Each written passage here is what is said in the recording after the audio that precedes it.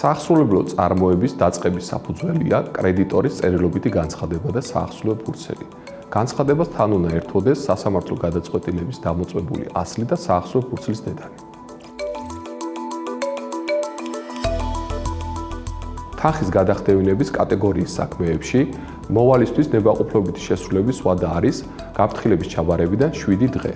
ხოლო იმ შემთხვევაში თუ ვერ ჩაბარდა შეტყობინება, ხდება მისი საჯარო გამოქვეყნება და გამოქვეყნებიდან მე-7 დღეს ჩაითვლება ჩაბარებულად. საქმის ახსულების ეროვნულ ბიუროში შემოსვლისთანავე ხდება მოვალის რეგისტრაცია მოვალთა რეესტრში და იწყება მის სახელზე არსებული ქონების მოძიება და ყადაღება. გამონაკლისი არის უზრუნველყოფილი კატეგორიის საქმეები, სადაც მოვალე მოვალთა რეესტრში არ რეგისტრირდება.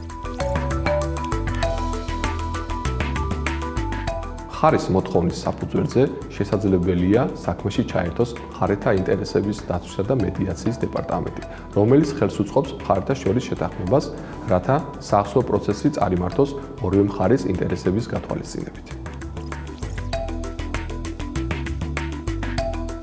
თანხის გადახდევინებასთან დაკავშირებულ საქმეებზე კრედიტორის თანხმობის შემთხვევაში შესაძლებელია ვალდებულების 12 თვემდე ვადით განწილვადება ახსულების ეროვნულ ბიუროში.